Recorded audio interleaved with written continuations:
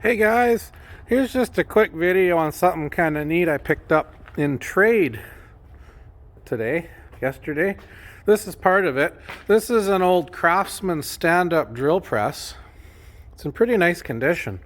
A friend of mine, a fellow wheeler dealer, we'll just call him KK, messaged me and said he had picked up a trailer load of shop equipment and he wanted to sell me the whole trailer load, and I really wasn't in a position to buy it, so I told him that I'd be interested in a few items if I could take a look, and so he obliged and had me over, and I found this drill press in his trailer he had picked up. Man, the thing looks to be in superb condition. I need a drill press too, guys. I've had a few of them and always resold them, but I've needed them and I've decided, you know what, I'm going to keep this one because I got some projects I want to work on, and having a drill press handy is a great thing, especially an old school style one like this. These last forever. But the good thing, here's the next thing I want to show you guys. Along with it, he told me that he had this old South Bend Model A lathe, and this thing was actually destined for the scrap pile. It was so heavy, I think he had decided that he didn't want to bother hauling it out of there, out of its location. And what happened was, when I was looking through his trailer, I spotted this basket of lathe parts. He had taken this, and I looked at it and thought, lathe, and it was old school stuff. I'll link in this video another video of a lathe I had before. I had a Hercus 9-inch. That's an Australian brand lathe. I actually ended up selling it to a really good friend of mine who did a complete restoration on it. And I've kind of missed it. I don't really need it, but I've missed it.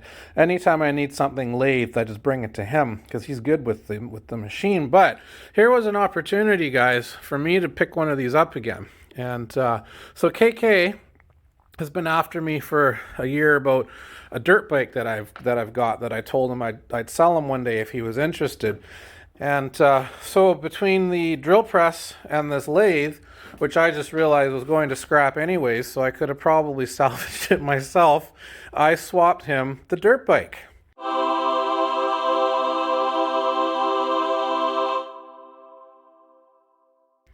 And I think it's a pretty fair deal. I had a look at this thing. It's supremely clean and original.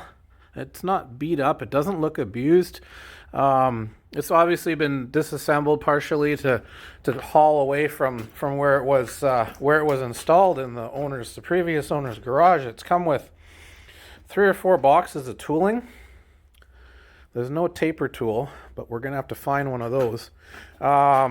We looked at it's actually a nice original switch right there, guys.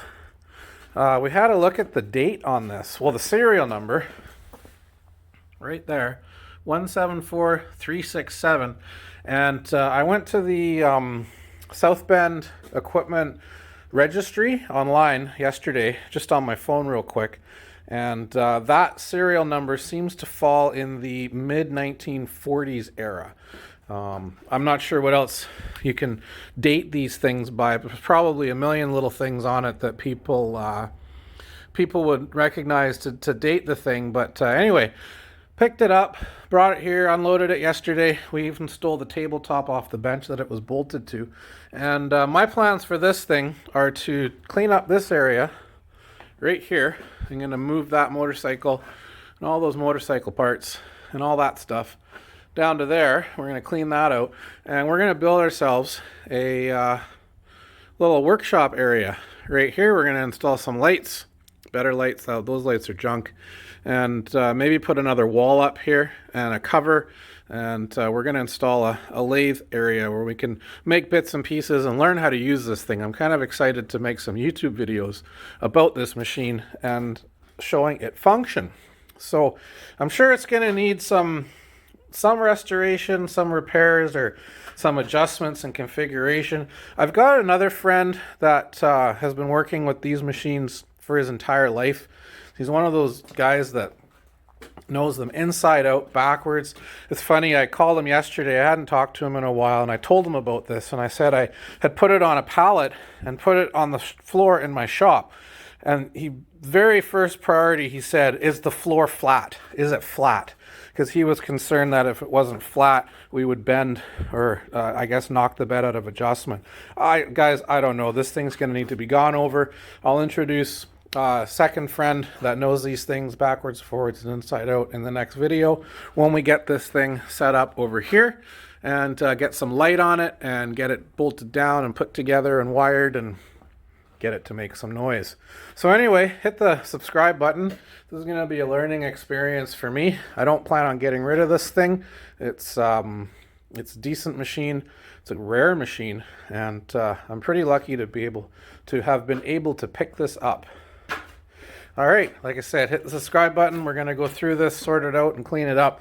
And I'd love for you to see some videos of me trying to make stuff with it. Thanks for watching. Oh, and everyone, Merry Christmas.